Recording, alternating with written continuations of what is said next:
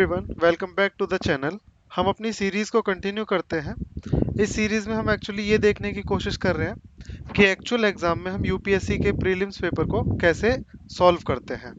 तो continuing with the 11th question, consider the following parts. Number 1, Dhoni polo airport. Number 2, Kushinagar international airport. Number 3, Vijayawada International Airport. In the recent past, which of the above have been constructed as greenfield projects? तो ये पूछ रहा है कि ये जो तीन airports के नाम इसने दिए हैं, इसमें से रीसेंट पास्ट में ग्रीनफील्ड प्रोजेक्ट के तौर पर किसे बनाया गया है। अब इसके लिए हमें सबसे पहले ग्रीनफील्ड प्रोजेक्ट पता होना चाहिए, जो कि एक जनरल नॉलेज वाली बात है, सबको पता ही होता है। ग्रीनफील्ड प्रोजेक्ट वो प्रोजेक्ट होते हैं जिन्हें हम नए सिरे से तैयार करते हैं। फॉर एग्जांपल, अगर मैं एक फैक्ट्री लगा रहा हूँ और उसकी बिल्डिंग जमीन वगैरह मैंने खरीदी है नई और बिल्डिंग नहीं बना रहा हूँ, तो उसे मैं बोलूंगा greenfield project.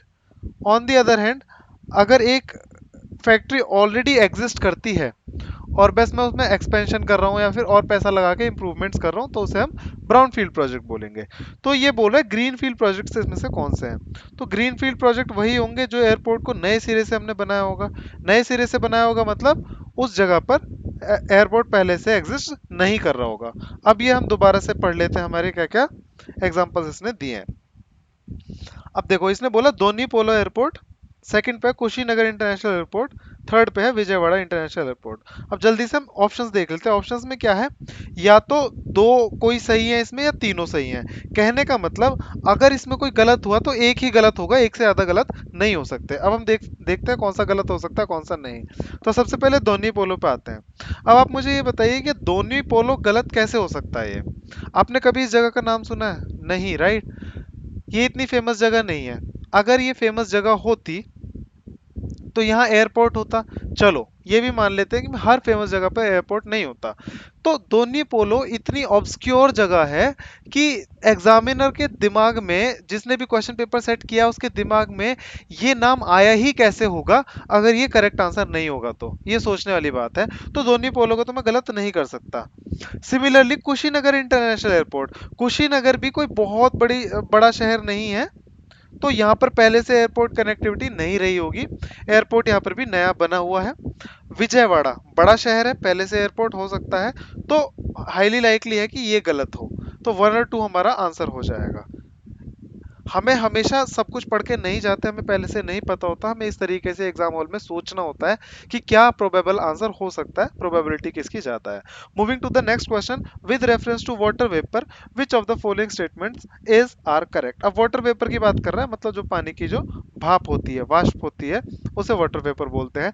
It is a gas, obviously it is a gas, yes, gaseous form में होता है। The amount of which decreases with altitude.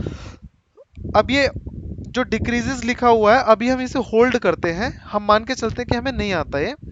Decreases की जगह इंक्रीजेस भी हो सकता है, बहुत ही इजीली रिप्लेसेबल वर्ड है, राइट। इंक्रीज डिक्रीज बिल्कुल रिप्लेस हो सकता है। तो अभी हम इसे सही है गलत नहीं मान रहे। सेकंड पाते हैं, it's percentage is maximum at the poles.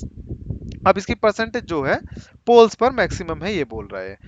अब देखो, सेकंड स्टेटमेंट तो क्लियरली दिख रहा है हमें गलत होगा, क्योंकि पोल्स क्या होता है, एक्सट्रीमली कोल्ड होता है। और वाटर वेपर कब बनते हैं, जब टेम्परेचर हाई होता है। तो इसका मतलब, अगर ज्यादा वाटर वेपर चाहिए तो हमें टेम्परेचर हाई होना चाहिए हमारे पास, लेकिन पोल्स पे टेम्परेचर एक्सट्रीमली लो मिलता है। दैट इज वाई ये स्टेटमेंट तो गलत हो जाएगी, पोल्स पे मैक्सिमम परसेंटेज नहीं हो सकती। इक्वेटर या इक्वेटर के आसपास जो एरिया है वहां पर इवापोरेशन ज्यादा होगा, बिकॉज हीट ज्यादा होती है, दैट इज वाई वहां पर ही मैक्सिमम परसेंटेज होगा वाटर वेपर का। अब आते हैं फर्स्ट स्टेटमेंट पे वापस से। इट इज अ गैस, इतना पार्ट तो सही है। The amount of which decreases with altitude, altitude का मतलब हाइट। जैसे जैसे हम जमीन से ऊपर की तरफ जाते रहते हैं, वैसे वैसे ही जो वाटर वेपर है वो कम होता जाता है।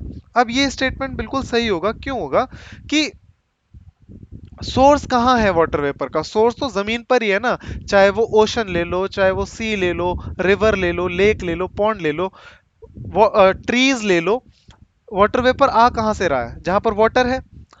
तो ऐसे ऐसा तो है नहीं कि स्ट्रेटोस्फेयर में वाटर वेपर का सोर्स होगा कोई, नहीं, राइट। दैट इज वाई ये स्टेटमेंट भी सही है कि हम सोर्स से जितना दूर जाएंगे ऑल्टीट्यूड पे सोर्स से दूर जा रहे हैं ना, जितना दूर जाएंगे उतना ही कम होता जाएगा water vapour. That is why ये स्टेटमेंट सही है, तो इसका only one is the correct answer.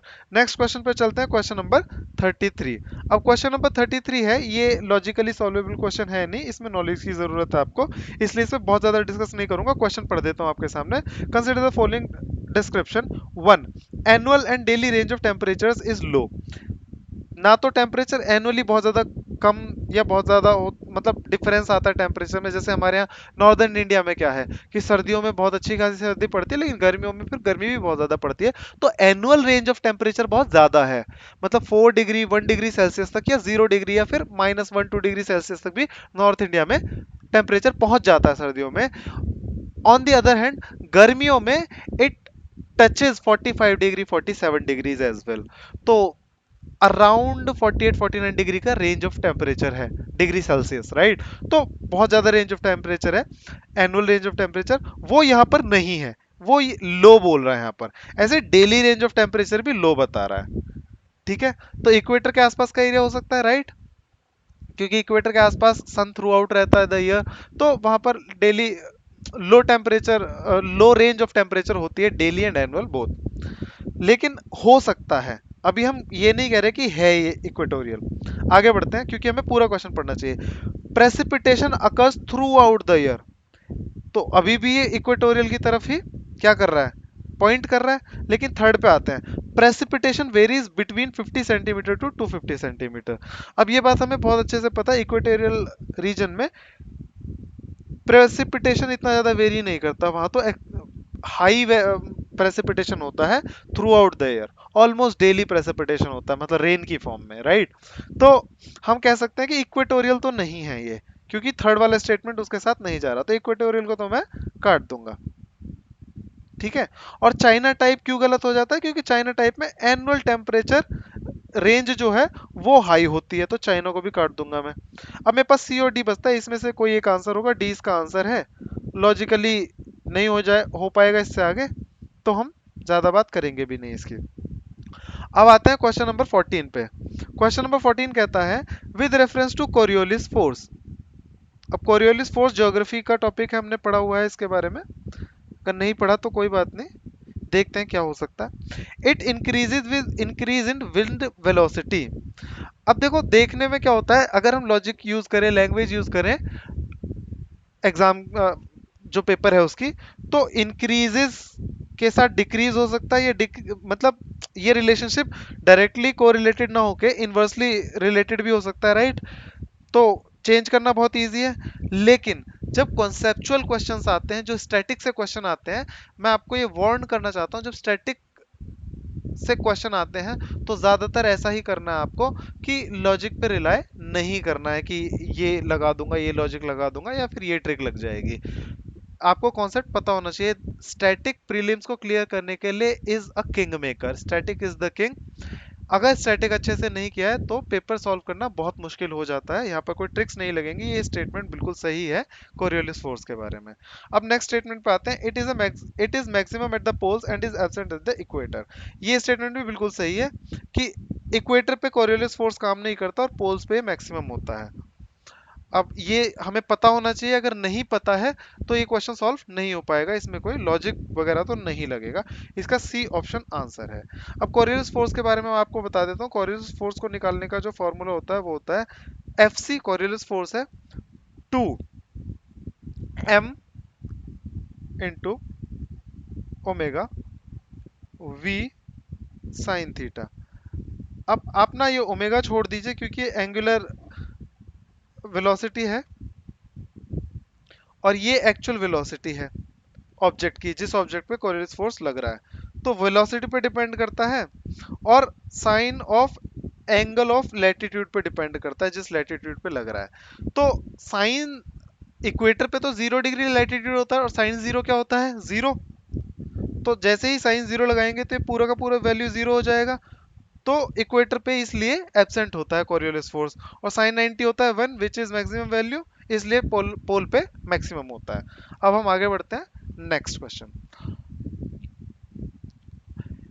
On June 21 every year, which of the following latitudes experiences a sunlight of more than 12 hours. Okay, 12 hours से ज्यादा सनलाइट कौन से latitudes पे होती है? जून 21 पे। अब जून 21 पे सन की पोजीशन क्या होती है पहले में जान लेते हैं। अगर ये इक्वेटर है अर्थ का, ये ट्रॉपिक ऑफ कैप्रिकॉर्न है और ये ट्रॉपिक ऑफ कैंसर है। सन कहाँ होता है? On top of tropic of Capricorn, इसके आसपास होता है सन, ऊपर की तरफ, राइट। 21 जून को नॉर्दर्न हेमिस्फीयर में गर्मियां होती हैं, तो नॉर्दर्न हेमिस्फीयर की तरफ होता है।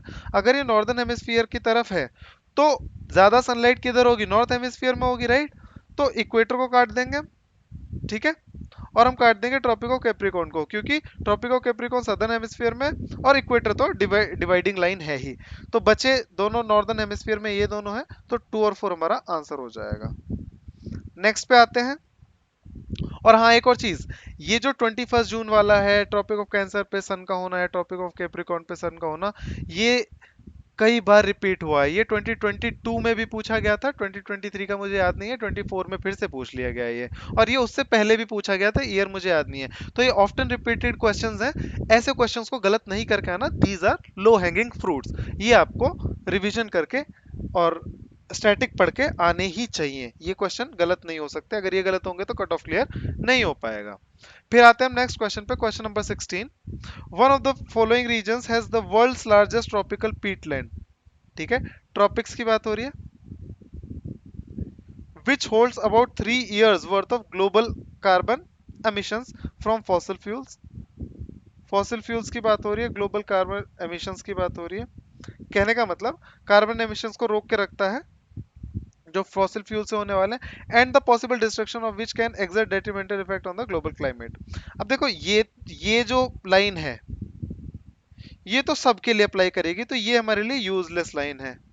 Possible destruction of which can exert detrimental effect on the global climate, क्योंकि इसमें से किसी कोई भी खराब होगा, किसी का भी डिस्क्रिप्शन होगा, सॉरी डिस्ट्रक्शन होगा, तो डेट्रीमेंटल इफेक्ट तो होगा ही। तो ये हमारे लाइन यूजलेस है। अब हमें इंफॉर्मेशन इसमें से क्या मिलती है कि हमें ट्रॉपिकल जगह ढूंढनी है इसमें से, और ढूंढना है जो कार्बन सिंक की तरह काम करता हो या फिर कार्बन एमिशंस होने से बचाता हो, ठीक है, ये ढूंढना है।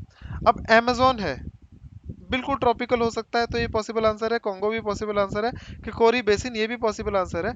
लेकिन रियो देला प्लाता, ये देखो, ये आपको दिख रहा है स्पेनिश लैंग्वेज है, ठीक है। स्पेनिश या तो यूरोप होगा या फिर ये सेंट्रल अमेरिका होगा या फिर ये साउथ अमेरिका होगा।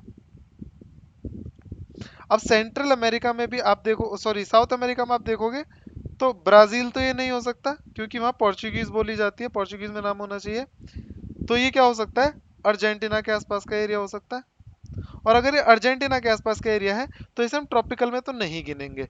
तो देखने में ये आंसर लग रहा है, क्योंकि बहुत ही वियर्ड सा नाम है, और हम हमेशा सीखते हैं कि जो अलग सा नाम हो बिल्कुल, जिसके बारे में कोई नहीं सोच सकता, वो आंसर होता है। लेकिन अगर हम और लॉजिक यूज करें तो रियो दे ला प्लाता बेसिन जो है वो हमारा आंसर नहीं होगा। इसका आंसर एक्चुअली कॉन्गो बेसिन है। मैं बहुत ज्यादा स्ट्रेच नहीं करूंगा लॉजिक पे, क्योंकि लॉजिकली सॉल्वेबल है नहीं ये। कॉन्गो बेसिन क्यों लगाया मैंने इसका आंसर, क्योंकि 2023 का जब पेपर मैंने पढ़ा तो वहां पे कॉन्गो से रिलेटेड, कॉन्गो रिवर से रिलेटेड एक क्वेश्चन दिया था, democratic Republic of Congo country से एक क्वेश्चन दिया था, कोबाल्ट रिच कौन सी कंट्री है, और कॉन्गो के बेसिन में कौन आता है, ये क्वेश्चन दिए थे। तो कॉन्गो जो वाला एरिया है, कॉन्गो वाला, रिसेंटली यूपीएससी का फेवरेट टॉपिक बन चुका है। इसीलिए मैंने देखा कि कॉन्गो बेसिन, और देखते ही आंसर लगा दिया मैंने कि कॉन्गो इसका आंसर हो सकता है, बिकॉज मेरे क्वेश्चन के साथ तो जा ही रहा है और यूपीएससी के ट्रेंड के हिसाब से भी जा रहा है। ऑल्दो ये बहुत ज्यादा स्ट्रॉन्ग लॉजिक नहीं है, लेकिन आंसर तो मेरा सही आ गया था इससे, तो ऐसे सोचा था मैंने, इसलिए मैंने आपको ऐसे बता दिया। अब आते हैं नेक्स्ट क्वेश्चन पे, question number 17। With reference to perfluoroalkyl and polyfluoroalkyl substances.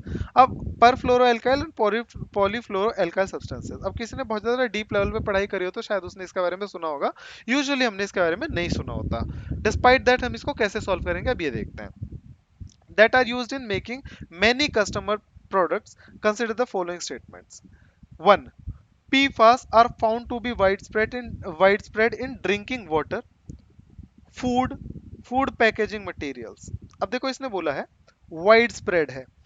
अब ये ये टर्म कोई डिफाइंड टर्म तो है नहीं। और वाइड स्प्रेड का क्या मतलब है? ड्रिंकिंग वाटर में कितने पार्ट्स पर थाउजेंड ये होना चाहिए कि मैं उसे वाइड स्प्रेड मान लूं।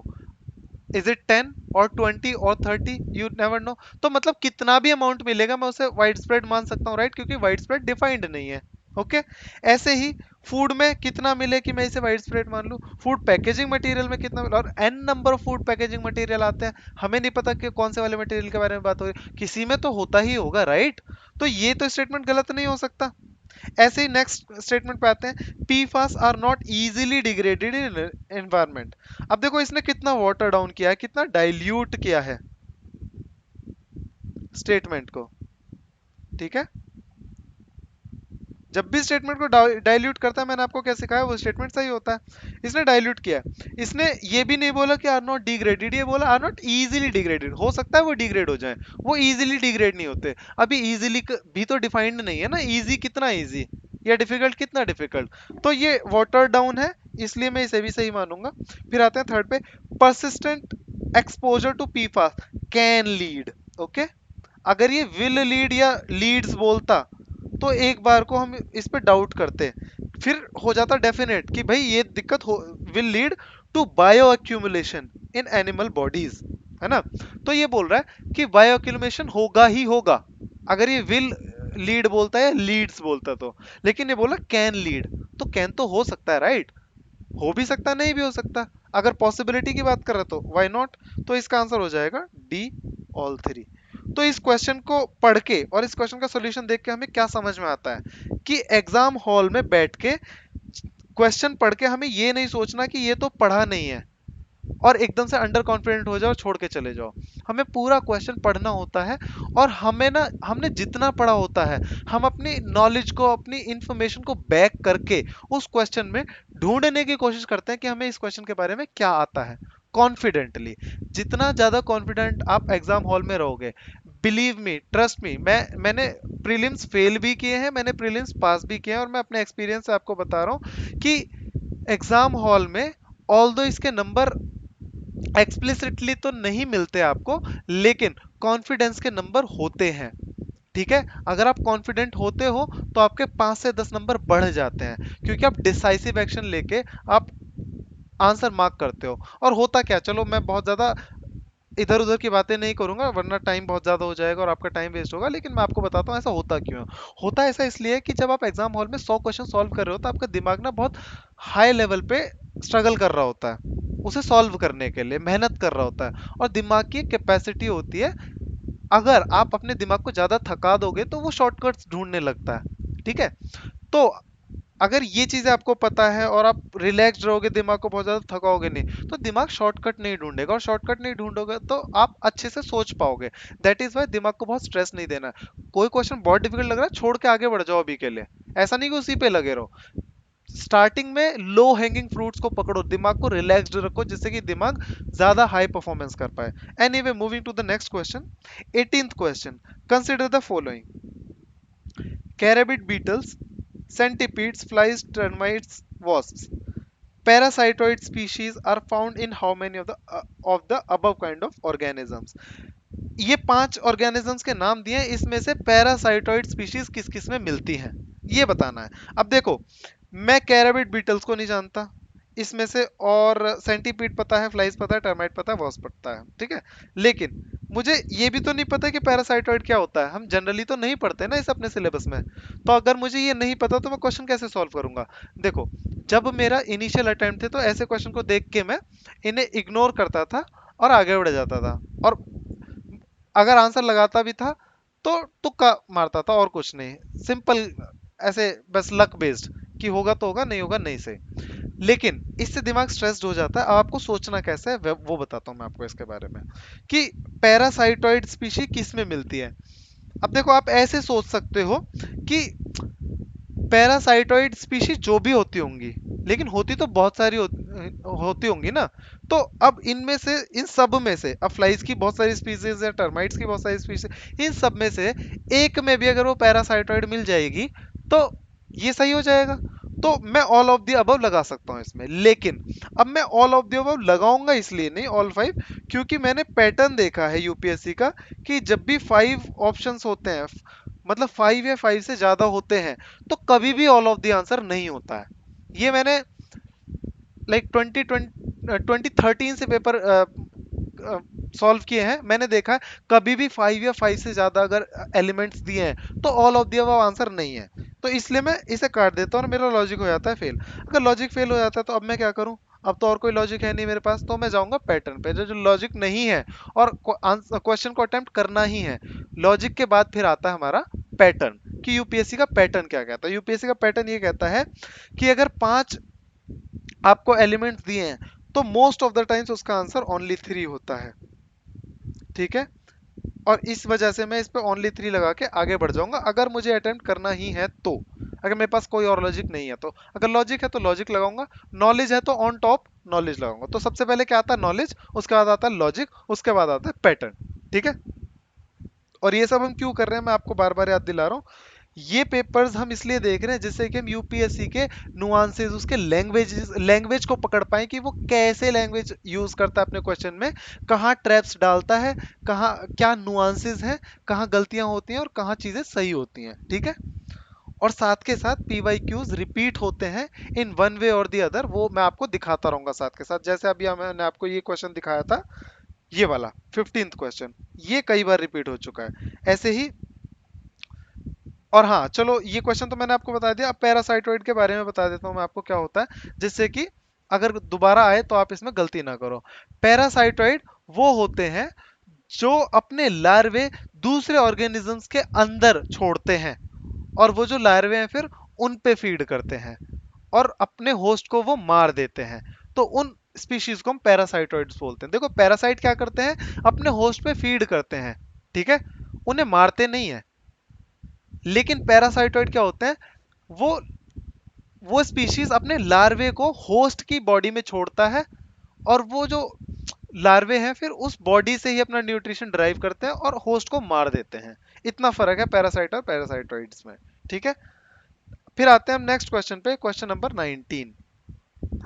Consider the following plants, groundnut, horse gram, soybean, how many above, how many of the above belong to the pea family, ठीक है। इसमें से पी फैमिली में कौन कौन से लाई करते हैं। अब देखो कहने को तो ये क्वेश्चन बहुत ऑब्जेक्टिव है कि या तो लाई करते होंगे या नहीं, लेकिन अगर आप देखो तो पी फैमिली कौन सी होती है, पी फैमिली वही तो होती है जो लेग्यूमिनस प्लांट होते हैं, जिसे हम लेग्यूम्स बोलते हैं। अगर इतना पता है मुझे, तो लेग्यूम्स तो बेसिकली वही होते हैं ना जो नाइट्रोजन फिक्सिंग प्लांट्स होते हैं। तो ग्राउंड नट, हॉर्स ग्राम, सोयाबीन तीनों है लेग्यूम्स। तो इसका ऑल थ्री हो जाएगा। लॉजिक की बात नहीं कर रहा है इसमें, नॉलेज की बात करी है मैंने सिर्फ और सिर्फ। 20th हमारा ड्रॉप हो गया था तो इसे डिस्कस नहीं करेंगे। 21st क्वेश्चन पे आते हैं। 21st क्वेश्चन, अगेन आता है तो कर दो, नहीं आता तो छोड़ के चले जाओ। Cicada, froghopper, pond skater, ये क्या है। तो मुझे तो सिकाडा पता था, इसका नाम सुना हुआ था मैंने, इंसेक्ट्स हैं ये, ठीक है। तो इसलिए मेरा ये सही हो गया। अब आते हैं नेक्स्ट क्वेश्चन पे। अब और एक और चीज, जितना ज्यादा जितनी ज्यादा स्टेटमेंट्स होंगी क्वेश्चन में, जितनी बड़ी स्टेटमेंट्स होंगी, चांसेस आर वो क्वेश्चन सॉल्व करना उतना ही इजी हो जाएगा। इस बात को ध्यान रखना। तो बड़े क्वेश्चन को देख के डरना नहीं है, डरना होता है ऐसे क्वेश्चन को देख के अगर नहीं आते तो, ठीक है। अगर बड़ा क्वेश्चन है, उसमें स्टेटमेंट ज्यादा है, टेक्स्ट ज्यादा है, तो उसे देख के तो बिल्कुल नहीं डरना। क्यों, क्योंकि उसमें हमें बहुत कुछ मिल जाता है ऑप्शंस एलिमिनेट करने के लिए। जैसे कि नेक्स्ट क्वेश्चन देखते हैं, स्टेटमेंट है, ये बोल रहा है statement one, many chewing gums found in the market are considered a source of environmental pollution. एक तो ये मैनी बोल रहा है, सारी नहीं बोल रहा, ये किसी स्पेसिफिक की बात नहीं करी है। और बोल रहा है कि considered a source of environmental pollution, there are an number of ways to pollute the environment, ठीक है। तो एनवायरमेंटल पोल्यूशन करती हैं कुछ च्यूइंग गम्स, इसे तो गलत नहीं कह सकता ना मैं भाई। अगर ये तो मैनी च्युइंगम्स की बात कर रहा है, हम तो, मैं तो बोल रहा हूँ किसी भी च्युइंगम को ले लो आप, अगर आप उसे चू करके ऐसे ही बाहर फेंक दोगे तो उसे एनवायरमेंटल पोल्यूशन बोलेंगे कि नहीं बोलेंगे, यस। तो इस वे में तो सारी ही च्युइंगम पॉल्यूटिंग हो गई, तो दैट इज वाई ये तो सही हो जाएगा स्टेटमेंट। दूसरे पे आते हैं, many chewing gums contain plastic as गम बेस। अब मैनी बोल रहा है करते होंगे प्लास्टिक, मुझे क्या पता च्युइंगम में प्लास्टिक होती है नहीं होती। तो ऐसे स्टेटमेंट को गलत नहीं करना, ठीक है। मैनी बोल रहा है तो कोई तो करती होगी, अगर करती है तो ये भी सही। तो मैं बोलूंगा दोनों के दोनों स्टेटमेंट सही है, लेकिन ये एक्सप्लेनेशन वाला है। तो आप ये बताओ, अगर प्लास्टिक होता होगा च्युइंगम में तो क्या वो पोल्यूट करेगी एनवायरनमेंट को? यस, क्योंकि प्लास्टिक डिग्रेड नहीं होता बायोलॉजिकली इजीली। तो इसलिए मैं बोलूंगा कि स्टेटमेंट वन और टू दोनों सही है, और स्टेटमेंट टू एक्सप्लेन भी कर रही है स्टेटमेंट वन को, दैट इज वाई ए हमारा आंसर है। नेक्स्ट क्वेश्चन पे आते हैं अब नेक्स्ट क्वेश्चन ऐसा क्वेश्चन है, ये स्किपेबल क्वेश्चन है, ओके। स्किपेबल क्यों है? क्योंकि हमें ना तो इंड्री, ना एल्क, ना बोनोबो, हम किसी के बारे में नहीं पढ़ते हैं हम अपने स्टैटिक नॉलेज में, राइट। और ये ऐसे एज सच कोई करंट अफेयर्स में भी नहीं था जितना मैंने रिसर्च किया उसके हिसाब से। तो ये क्वेश्चन सॉल्वेबल नहीं था, इसको स्किप करना सही है। हालांकि इसका आंसर था नन, तो मैं ज्यादा इस पे ड्वेल नहीं करूंगा क्योंकि स्किपेबल क्वेश्चन है। ऑल्दो मैं आपको इंफॉर्मेशन के लिए बता देता हूँ, ये इंद्री जो है ये एक लेमुर है, बंदरों की प्रजाति जो होती है, और ये मेडागास्कर में पाया जाता है, ठीक है। एल्क जो है ये नॉर्थ अमेरिका में पाया जाता है, सर्दियों का एनिमल है, इसे वापीटी भी बोलते हैं वो लोग। और फिर आते हैं बोनोबो पे, ये भी एक बंदर की ही प्रजाति है, ये DRC democratic Republic of Congo में पाया जाता है। तो देखो तीनों ही गलत हैं। और एक और चीज अभी मैंने आपको बोला था, कॉन्गो जो है यूपीएससी का फेवरेट एरिया बनता जा रहा है, देखो फिर से डीआरसी आ गया। तो दो क्वेश्चंस तो 2023 के 2023 के प्रीलिम्स में आ गए थे, और दो क्वेश्चन मैंने आपको यहाँ दिखा दिए, वो कॉन्गो बेसिन वाला और ये बोनोबो वाला। तो थोड़ा कॉन्गो के बारे में पढ़ लो, और आगे से ध्यान रखना अगर क्वेश्चन आता है तो हाईली लाइकली कॉन्गो से रिलेटेड आंसर हो सकता है, ओके। अब आते हैं नेक्स्ट क्वेश्चन पे, क्वेश्चन नंबर 24। अब ये क्वेश्चन ऐसा है कि इसके बारे में कोई नहीं पढ़ के जाता, स्टिल इस क्वेश्चन को हर कोई सॉल्व करके आता है जिसका प्रीलिम्स क्लियर हो रहा है। क्यों होता है ऐसा वो बताता हूँ मैं आपको। Consider the following statement regarding world toilet organization. आपने कभी शायद नाम भी नहीं सुना होगा इस पेपर के आने से पहले, ठीक है। तो देखते हैं first statement, it is one of the agencies of United Nations. इसे कर दो गलत। क्यों क्यों बोल रहा हूं मैं ऐसा? क्योंकि ऑर्गेनाइजेशंस को 80 to 85% of the times UPSC जो है वो गलत देता है। मैं 80 टू 85% क्यों बोल रहा हूँ? क्योंकि कुछ जगह पर सही भी देता है। जैसे कि एक क्वेश्चन आया था, वो पेरिस क्लब के बारे में था कुछ, मुझे एग्जैक्टली क्वेश्चन याद नहीं है, शायद 2022 के पेपर में था वो। तो उसने दो ऑर्गेनाइजेशंस का नाम दिया था इस स्टेटमेंट में, और वो सही स्टेटमेंट था। तो फिर लोग कहने लगे कि ऑर्गेनाइजेशन के नाम हम कहते हैं हमेशा गलत देता है, जैसे लोगों ने पैटर्न देखा हमेशा गलत देता है, तो यूपीएससी उस चीज को चेंज कर रहा है। लेकिन ऐसा नहीं था, ऐसा इसलिए नहीं था क्योंकि मैं आपको जब 2022 का पेपर डिस्कस करूंगा तब इसका डिटेल में बताऊंगा ऐसा क्यों नहीं है। क्योंकि उसने एंडोर्स करने की बात करी थी कि ये ऑर्गेनाइजेशन इस अच्छी चीज को एंडोर्स करती है। एंडोर्स करना मतलब सपोर्ट करना। तो मैं कह रहा हूँ एक सो एंड सो ऑर्गेनाइजेशन है, वो सच एंड सच अच्छी चीज को सपोर्ट करती है। अब सपोर्ट करने का मतलब तो बहुत ही ब्रॉड है ना। शायद उसने अपने कहीं इंटरनेट पे कंटेंट में लिख दिया हो उसे सपोर्ट करने के बारे में, या फिर इनडायरेक्ट सपोर्ट कर दिया हो, या कहीं स्पॉन्सर कर दिया हो, कुछ भी कर दिया हो, राइट, उसे सपोर्ट बोलेंगे। तो उस कॉन्टेक्स्ट में ऑर्गेनाइजेशन गलत नहीं हो सकता, लेकिन लोगों ने ऑर्गेनाइजेशन देखा और गलत लिख दिया उसे। एनीवे आगे बढ़ते हैं, जब हम 2020 का पेपर सॉल्व करेंगे 2022 का, तब मैं उसके बारे में डिटेल में बात करूंगा। यूजुअली क्या होता है, ऑर्गेनाइजेशन गलत होती है तो मैं इसे गलत कर दूंगा, तो वन जहां होगा वो तो आंसर नहीं होगा मेरा, ठीक है। अब देखो सेकंड पे आता हूँ, world toilet summit, world toilet day, world toilet college. World toilet summit, world toilet day and world toilet college are the initiatives of this organization to inspire action to tackle the global sanitation crisis। अब देखो toilet organisation है, sanitisation sanitisation crisis की बात, sanitation crisis की बात है। तो इतना तो मुझे सही लग रहा है कि inspire action to tackle global sanitation crisis. इन तीनों के बारे में श्योर नहीं हूं मैं अभी। अभी देख वर्ल्ड टॉयलेट समिट और टॉयलेट डे और टॉयलेट कॉलेज के बारे में, लेकिन अभी के लिए होल्ड पे रखते हैं, थर्ड स्टेटमेंट पे आते हैं। द मेन फोकस, देखो मेन की बात कर रहा है ये, वन ऑफ द फोकस नहीं बोल रहा है ये, ठीक है। मेन फोकस कहाँ है इसका? It's function is to grant funds, main focus है कि फंड ग्रांट करते हैं डेवलप्ड कंट्रीज को और सॉरी लीस्ट डेवलप्ड कंट्रीज को और डेवलपिंग कंट्रीज को to achieve the end of open defecation. देखो एंड ऑफ ओपन डेफिकेशन समझ में आ रहा है, लेकिन ये ऑर्गेनाइजेशन लीस्ट डेवलप्ड कंट्रीज और डेवलपिंग कंट्रीज को फंड देने की बात कर रही है। फंड जब भी, याद रखना, जब भी इतने इजीली किसी को फंड देने की बात आए और वो भी किसी ऑर्गेनाइजेशन के थ्रू, ऐसे not a big organization like IMF, World Bank, Asian Development Bank, ठीक है, ऐसे बड़े ऑर्गेनाइजेशन की बात नहीं हो रही, एक बहुत रिलेटिवली अननोन ऑर्गेनाइजेशन है जो फंड प्रोवाइड कर रहा है, यूजुअली गलत हो सकता है ये। और चलो ये भी छोड़ देते हैं अभी हम। मैंने आपको हमेशा बोला रिलेशनशिप बिटवीन दी स्टेटमेंट्स भी आपको देखना है, आपको देखना है कि इनके बीच में म्यूचुअल रिलेशनशिप कैसा है स्टेटमेंट्स के बीच में।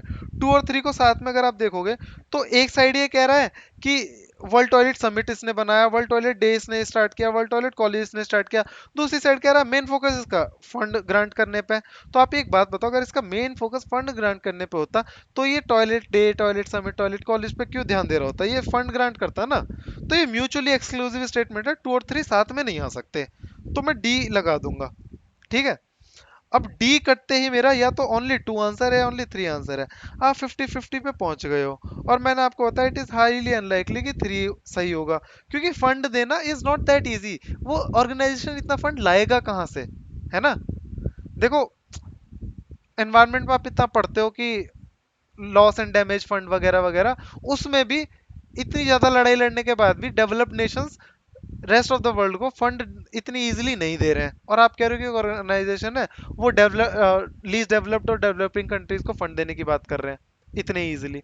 तो फंड देना बहुत मुश्किल है। जैसे कि एक और ट्रेंड है कि जब गवर्नमेंट, कोई स्टेटमेंट बोला था गवर्नमेंट टैक्सेस नहीं ले रही है इस चीज पे, तो ये स्टेटमेंट यूजुअली गलत होता है, क्योंकि गवर्नमेंट के लिए टैक्सेस बहुत फेवरेट चीज है, पैसा बहुत फेवरेट है। ऐसे ही फंड्स, यहाँ पर भी पैसे की बात आ रही है, पैसा देना इतना आसान काम नहीं होता है। तो थर्ड भी गलत हो जाएगा, that is why two only is the answer. फिर आते हैं नेक्स्ट क्वेश्चन पे, क्वेश्चन नंबर 25। क्वेश्चन नंबर 25 भी काफी इंटरेस्टिंग है। देखते ही ऐसा लगेगा फर्स्ट लुक में बहुत डिफिकल्ट क्वेश्चन है, नहीं आता, लेकिन हो जाएगा क्वेश्चन। कैसे हो जाएगा बताता हूँ। Consider the following statement, Lions do not have a particular breeding season. ये बोला है लायंस का कोई ब्रीडिंग सीजन नहीं होता, ठीक है। अब इसके बारे में सोचो, मैं कहता हूं, मैंने आपको सिखाया है कि असर्टिव और नेगेटिव स्टेटमेंट दो टाइप की होती है। नेगेटिव स्टेटमेंट है तो आप उसे असर्टिव बना के देखो और देखो क्या अगर ये स्टेटमेंट असर्टिव होता तो क्या ये सही हो जाता, है ना। और अगर असर्टिव स्टेटमेंट है तो उसे नेगेटिव बना के देखो और देखो क्या अगर ये नेगेटिव स्टेटमेंट है तो सही हो जाता। चलो ये नेगेटिव स्टेटमेंट है, डू नॉट बोल रहा है, इसे असर्टिव बनाते हैं। Lions have a particular breeding season. अगर मैं डू नॉट हटा दूं तो मैं कह रहा हूं Lions have a particular breeding season. What does that mean, that means कि लायंस एक पर्टिकुलर सीजन में ही ब्रीड करते हैं और किसी सीजन में ब्रीड नहीं करेंगे। इज इट पॉसिबल कि लायन किसी और सीजन में ब्रीड ना करें। कहीं गुजरात में, कहीं अफ्रीका में अगर किसी लायन ने किसी ऑफ सीजन में ब्रीड कर लिया तो ये स्टेटमेंट गलत नहीं हो जाएगा अगर ये असर्टिव होता तो इसका मतलब ये स्टेटमेंट सही है कि उनका कोई ब्रीडिंग सीजन नहीं होता, वो किसी भी सीजन में ब्रीड कर सकते हैं, तो इस स्टेटमेंट को मैं गलत नहीं कर सकता। अगर मैं जनरली इस स्टेटमेंट को पढ़ता तो मैं कहता मुझे क्या मालूम भाई, मैंने नहीं पढ़ा कभी इसके बारे में, हाउ डू आई नो। लेकिन अगर मैं लॉजिकली सोचूं तो आई नो कि ब्रीडिंग सीजन नहीं हो सकता पर्टिकुलर, किसी भी सीजन में ब्रीड कर सकता है, किसी ने कर लिया तो ये स्टेटमेंट गलत नहीं हो जाएगा, है ना। फिर आता है सेकंड पे, unlike most other big cats cheetahs do not roar.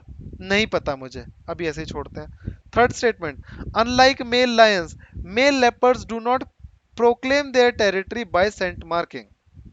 अब देखो सेकंड और थर्ड स्टेटमेंट सिमिलर दिख रहे हैं कि unlike that this does not do that, unlike that this does not do that. जब मैंने आपको बताया जो सिमिलर स्टेटमेंट होते हैं तो चांसेस आर कि उसमें से एक सही एक गलत होता है, तो मैं ढूंढता हूं कि इसमें से सही कौन सा गलत है। अब थर्ड स्टेटमेंट फिर से पढ़ते हैं, unlike male lions male leopards do not proclaim their territory by scent marking. अब ऐसा कैसे पॉसिबल है कि लेपर्ड्स ऐसा नहीं करते, मैं ऐसा बोल दूं। देखो अगर ये स्टेटमेंट जिसने भी क्वेश्चन पेपर सेट किया उसे वेरीफाई करना है ये स्टेटमेंट सही है कि नहीं है, तो उसे दो पॉसिबिलिटीज हैं। कि अगर ये स्टेटमेंट सही है, male leopards do not proclaim their territory by sand marking, तो उसे ये वेरीफाई करना पड़ेगा कि वर्ल्ड में किसी भी जगह पर किसी भी मेल लेपर्ड ने, चाहे वो स्नो लेपर्ड हो चाहे वो जनरल लेपर्ड हो, कभी भी सेंट मार्किंग नहीं करी है अपनी टेरिटरी को डिफेंड करने के लिए या मार्क करने के लिए, है ना। अगर तो ऐसा है, वो वेरीफाई कर सकता है, तो ये स्टेटमेंट सही हो जाएगा। लेकिन इज इट प्रैक्टिकली पॉसिबल? लेकिन अगर मैं बोलूं मेल लेपर्ड्स डिमार्केट और proclaim their territory by scent marking, तो इसे वेरीफाई करना बहुत इजी है। कहीं किसी डॉक्यूमेंट्री में, कहीं किसी रिसर्च में देख लिया होगा कि लेपर्ड्स ऐसा करते हैं, तो ये सही हो गया। ठीक है, तो दैट इज वाई मैं कहूंगा कि थर्ड स्टेटमेंट जो है वो गलत है। ठीक है, और देखो ऑप्शन इस तरीके से सेट है कि मैं एक को गलत अगर प्रूव कर दूं किसी को, तो मेरा आंसर आ जाएगा। आंसर है ए। और अगर आपको वन समझ में भी ना आए कि कैसे करें, सेकंड समझ में भी ना आए, अगर आपका दिमाग थर्ड पे चल जाता है कि unlike male lions male leopards do not proclaim their territory by sand marking, ये तो गलत ही होगा, क्योंकि अगर एक ने भी कर दिया तो स्टेटमेंट गलत हो जाएगा। तो इस स्टेटमेंट को मैं गलत मानूंगा, और इस स्टेटमेंट को गलत मारते ही बी सी और डी कट जाएंगे, ए मेरा आंसर हो जाएगा। राइट, आते हैं नेक्स्ट क्वेश्चन पे। 100 मिलियन फार्मर्स के बारे में क्वेश्चन है। ठीक है, विच one of the following is correct description of the 100 million farmers. तो कुल मिला के क्या है, 100 मिलियन फार्मर्स, वर्ड एसोसिएशन करो।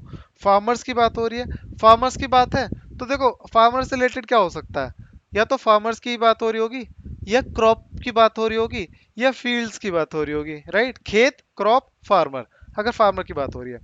और 100 मिलियन की बात हो रही है, देखो 100 मिलियन बहुत बड़ा नंबर है। राइट, 100 मिलियन की बात हो रही है, तो कुछ ऐसी बात हो रही होगी जिसे सब मिलके करें, तो कोई बड़ा गोल अचीव करना होगा। राइट, ठीक है, ऐसा नहीं कि एक फार्मर किसी जगह की प्रोडक्टिविटी बढ़ानी है, ऐसा गोल नहीं होगा। 100 मिलियन फार्मर है मतलब कोई बहुत बड़ी पिक्चर होगी। बस वर्ड एसोसिएशन से मुझे इतना समझ में आ रहा है, चार ऑप्शंस पढ़ लेता हूं मैं। It is a platform for accelerating the transition towards food and water systems. Food की बात हो रही है, वाटर सिस्टम की बात हो रही है, फार्मर से रिलेटेड है। That are net zero. ठीक है, नेट जीरो मतलब जितना कार्बन वो रिलीज करते हैं उतना ही वो सीक्वेस्टर भी कर रहे हैं। Nature positive and that aims to increase farmer resilience. तो बहुत ही अच्छा स्टेटमेंट लग रहा है, कहीं से भी गलत नहीं लग रहा, लेकिन अभी होल्ड पे रखता हूँ क्योंकि और भी चीजें पढ़नी है। It is an international alliance and a network of individuals and farming organisations. देखो फार्मर्स तो समझ में आ रहा है, interested in supporting and strengthening the development of organic animal husbandry. देखो फार्मर्स की बात हो रही है, लेकिन ऑर्गेनिक एनिमल हस्बेंड्री की बात हो रही है, ये इतना स्पेसिफिक क्यों जा रहा है? हुँ? ठीक है, सिर्फ ऑर्गेनिक एनिमल हस्बेंड्री क्यों, कुछ और क्यों नहीं, फार्मर्स की बात हो रही है तो ये तो प्राइमा फेसी मुझे गलत लग रहा है।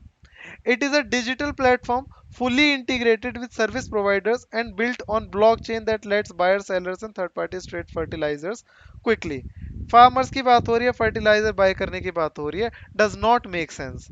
100 मिलियन फार्मर्स फर्टिलाइजर्स बेचने मतलब की बात कर रहे हैं, does not make sense. Right, फिर आते हैं डी पे। It is a platform with the mission of encouraging the farmers to form farmer producer organisations and agribusiness consortiums, thus facilitating the access to global open markets to sell their product। ये भी likely लग रहा है, लेकिन बहुत ज्यादा अगर आप देखोगे तो ए और डी में जो ज्यादा रिफाइंड लैंग्वेज है वो ए की है। देखो नेट जीरो की बात कर रहा है, नेचर पॉजिटिव होने की बात कर रहा है, तो बिल्कुल ऐसा कॉपी पेस्टेड भी लग रहा है मुझे। हमेशा देखना कि जब भी एक स्टेटमेंट की बहुत ही सोफिस्टिकेटेड सी लैंग्वेज हो, बहुत ही कॉम्प्लेक्स सा डिक्शन हो, तो वो स्टेटमेंट यूजुअली सही होता है। सोफिस्टिकेटेड लैंग्वेज यूजुअली सही होता है। ठीक है, याद रखना।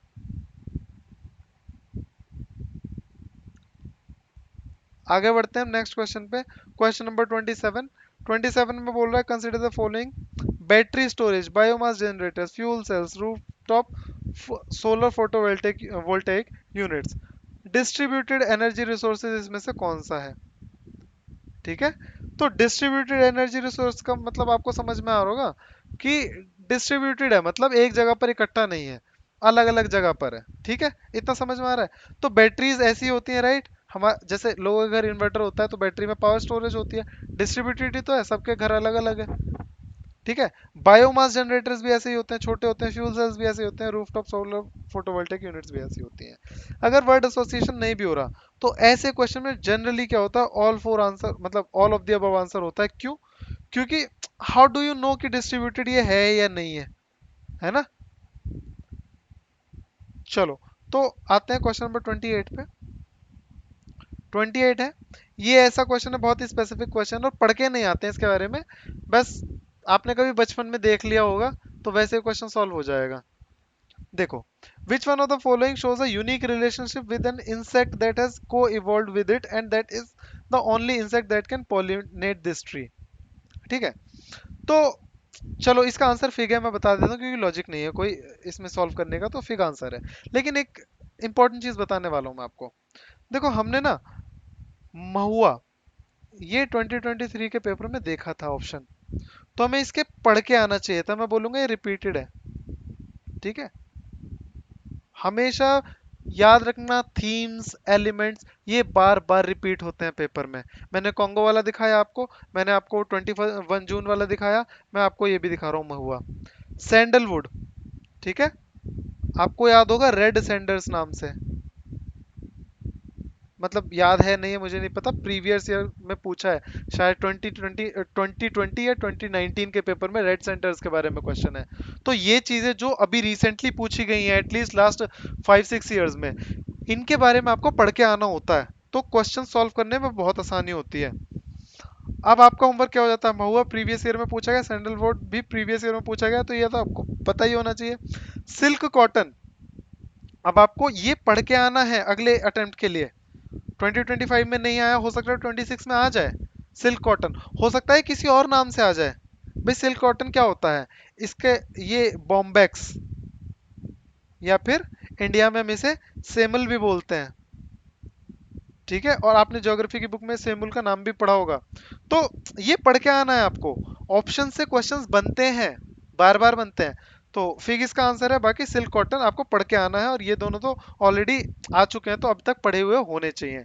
एनीवे, आगे बढ़ते हैं।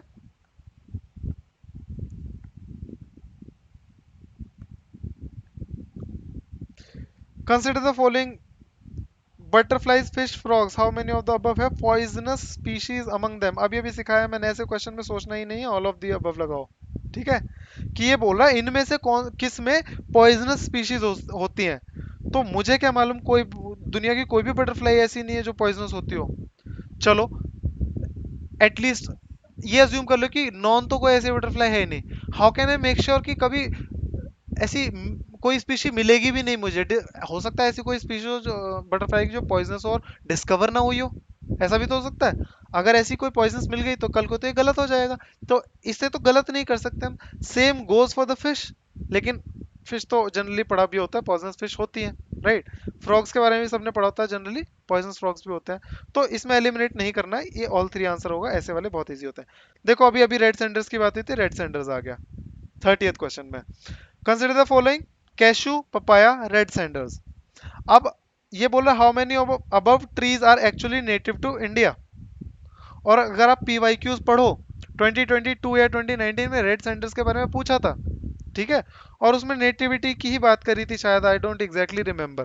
तो अगर आपने वो पढ़ा होता तो आपको पता होता कि रेड सैंडर्स जो है वो नेटिव होते हैं इंडिया में। ठीक है, इंडिया में ही मिलते हैं वो।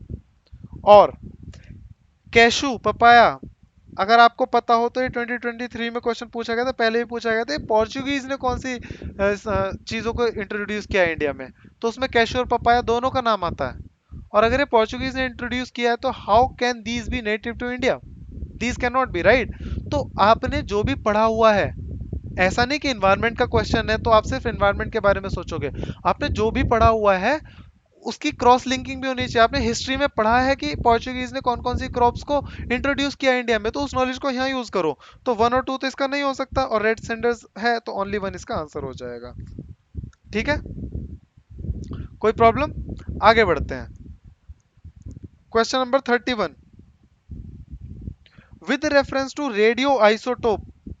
ठीक है, रेडियो आइसोटोप की बात हो रही है। Thermo electric generators, thermo electric generator, thermo electric मतलब, देखो वर्ड एसोसिएशन को, थर्मो मतलब हीट, टू इलेक्ट्रिक मतलब हीट से इलेक्ट्रिसिटी बनाने वाले जनरेटर्स की बात हो रही है। और रेडियो आइसोटोप है, आइसोटोप्स हम कहाँ पढ़ते हैं, न्यूक्लियर साइंस में। मतलब ये किसकी बात हो रही है, रेडियो एक्टिव डीके की बात हो रही है।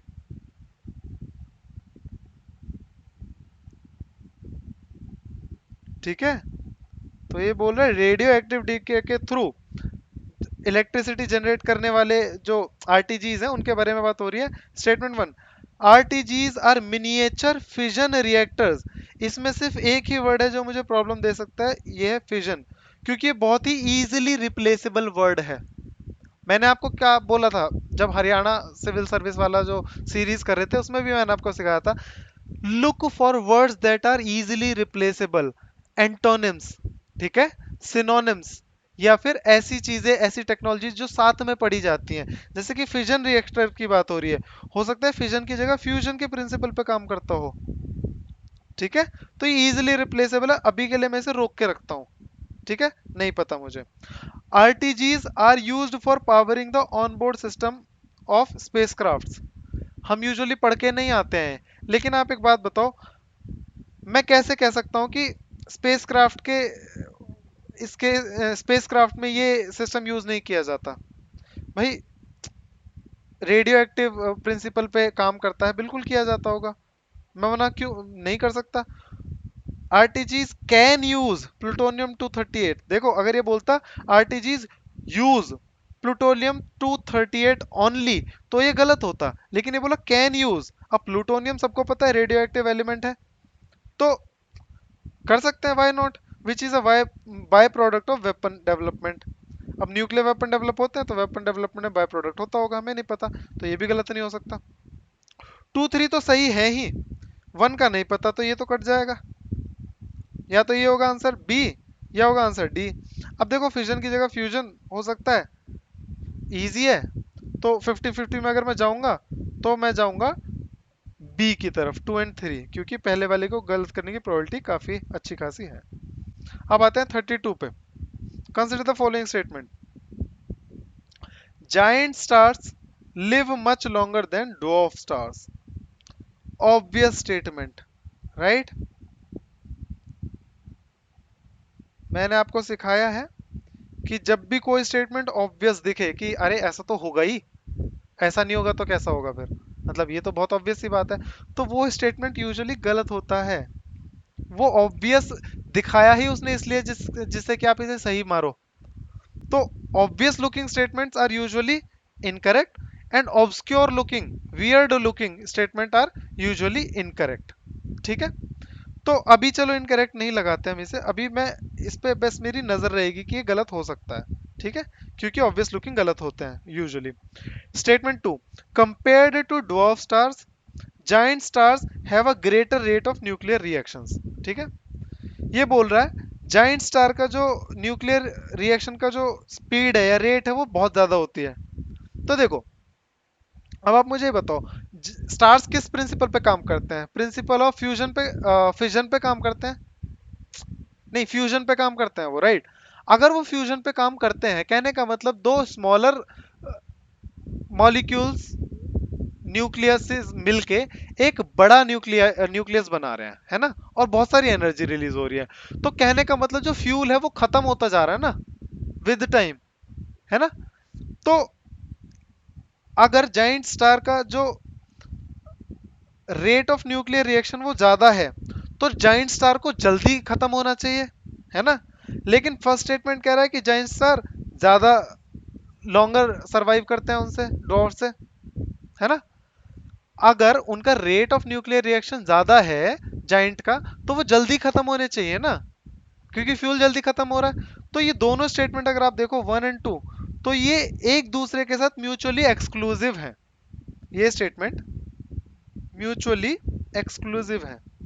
ये एक साथ तो ट्रू नहीं हो सकते, एक सही होगा एक गलत होगा। क्यों, क्योंकि अगर जाइंट स्टार ज्यादा रहते हैं डॉर्फ स्टार से, मतलब उनकी ड्यूरेबिलिटी ज्यादा होती है, तो उनका रेट ऑफ न्यूक्लियर रिएक्शन जो होता है वो कम होना चाहिए ना, दैट इज वाई। तो अब इनमें से एक ही सही है, देख लेते हैं। तो कहने का मतलब ए और बी तो आंसर नहीं हो सकता मेरा। तो ये बोल रहा है जाइंट स्टार का जो रेट ऑफ न्यूक्लियर रिएक्शन है वो ज्यादा होता है। Giant star live much longer than dwarf stars. और क्योंकि ऑब्वियस दिख रही है तो दोनों में से अगर मुझे किसी को गलत देखना है तो मैं स्टेटमेंट वन को मानूंगा, क्योंकि मैंने आपको बार बार बोला ऑब्वियस स्टेटमेंट जो दिखती है वो गलत दिखती है। ऑब्वियस क्यों कह रहा हूं मैं ये भी समझा देता हूँ, क्योंकि ये बोला जाइंट स्टार, बड़े वाले स्टार जो हैं वो छोटे वाले स्टार से ज्यादा टाइम तक जिंदा रहते हैं या सरवाइव करते हैं, है ना। तो अब कोई चीज बड़ी है वो धीरे मतलब बड़ी है वो धीरे धीरे खत्म होएगी, और जो छोटी है वो भी खत्म होएगी। तो छोटी जल्दी खत्म होनी चाहिए, बड़ी बाद में खत्म होनी चाहिए, ये देख के लग रहा है हमें इससे, इसलिए ऑब्वियस लग रहा है, और ऑब्वियस होता है गलत। दैट इज वाई इसे मैं गलत मानूंगा, और मेरा हो जाएगा statement one is incorrect, D option जो है मेरा करेक्ट आंसर हो जाएगा इसका। Moving to the next statement, sorry next question, question number 33। अब क्वेश्चन नंबर 33 स्किपेबल क्वेश्चन, अगर नहीं आता तो आता है तो बहुत अच्छी बात है, इसमें कोई लॉजिक नहीं लगेगा। ये बोल रहा है which of the following is synthesised in human body that dilates blood vessels and increases blood flow. तो इसका आंसर है नाइट्रिक ऑक्साइड, ज्यादा इसके बारे में बात करूंगा नहीं। लेकिन विद दैट मैं आपसे ये जरूर बोलना चाहूंगा कि अब अगर नाइट्रिक ऑक्साइड के बारे में डायरेक्ट या इनडायरेक्ट कुछ पूछ ले तो आपको पता होना चाहिए, जिससे कि आप गलत ना करके आओ। अब नाइट्रिक ऑक्साइड क्या होती है? नाइट्रिक ऑक्साइड कलरलेस गैस होती है, ठीक है, और इसमें अनपेयर्ड इलेक्ट्रॉन होता है, जिससे कि ये फ्री रेडिकल होता है इसमें, और ये हाईली अनस्टेबल होती है, बहुत ज्यादा रिएक्टिव होती है, जल्दी से बॉन्ड्स बना लेती है ऑक्सीजन के साथ, ठीक है। और ये वेजोडाइलेशन करती है, जिसके बारे में क्वेश्चन है भी, है कि blood flow dilate blood vessels को थोड़ा सा उनका साइज बड़ा कर देती है, जिससे कि ब्लड फ्लो आसानी से हो जाए, और इसीलिए इसे उसमें भी यूज किया जाता है, दवाइयों वगैरह में भी यूज किया जाता है। जैसे कि नाइट्रोग्लिसरीन करके एक ड्रग आता है, उसमें नाइट्रिक ऑक्साइड होता है, जो कि हमारी ब्लड वेसल्स को डायलेट कर देता है, जिससे कि जिसे ब्लड प्रेशर वगैरह का इशू है उसे आराम मिलता है इससे, ठीक है। अब विद दैट हमें नाइट्रस ऑक्साइड के बारे में पता होना चाहिए, लाफिंग गैस होती है। नाइट्रोजन डाइऑक्साइड के बारे में पता होना चाहिए, NOx ग्रुप वाला, एसिड रेन करता है, फोटोकेमिकल स्मोक बनाता है, ठीक है। और नाइट्रोजन पेंटॉक्साइड के बारे में पता होना चाहिए, व्हाइट कलर का पाउडर होता है ये, और अगर इसमें हम वाटर मिला दें तो ये नाइट्रिक एसिड बना देता है, ठीक है। ये हमें पता होना, तो ये रिसर्च होती है हमेशा पेपर के बाद, ये करके आना होता है, जिससे कि नेक्स्ट पेपर में अगर पूछ लिया जाए तो हमें पता होना चाहिए। However, moving on to the next question, question number 34, consider the following activities: identification of narcotics on passengers at airports or in aircraft, ठीक है, monitoring of precipitation, tracking of migration of animals. In how many of the above activities can the radars be used? radars किस किस में use किए जा सकते हैं, ठीक है। मैं इसका आंसर लगाऊंगा ऑल ऑफ द अबव, बिना देखे, जैसे मैंने आपको पीछे बताया है कि एक टेक्नोलॉजी है वो किस किस में यूज की जा सकती है, सब में की जा सकती है, मुझे क्या पता अभी नहीं हो रही तो क्या पता फ्यूचर में हो जाए, है ना। तो ऐसे में लगाना है ऑल ऑफ द अबव। मैं आपको वार्न कर रहा हूं, ये एक्चुअली इनकरेक्ट आंसर है, ठीक है। और अगर मेरे मान लो ऐसे 10 क्वेश्चन आते हैं और ये ट्रिक यूज करके अगर मेरे 2 क्वेश्चन गलत भी हो जाते हैं तो I will happily sacrifice those 2 questions for getting my 8 questions answers correct. That is why अगर इसका आंसर गलत भी है ऑल थ्री तो मैं ऑल थ्री लगा के आ जाऊंगा, मैं इसे छोड़ के भी नहीं आऊंगा, ऑल थ्री लगा के आऊंगा, ठीक है। और मेरा एग्जाम में हुआ भी यही था, ये मैंने ऑल थ्री लगाया था, गलत हो गया था इसका ना, 2 और 3 सही है, 1 गलत है। अब क्योंकि यूपीएससी ने आंसर की दे दी, मुझे पता लग गया ये गलत है, तो अब लॉजिक भी समझ में आ गया क्यों गलत है।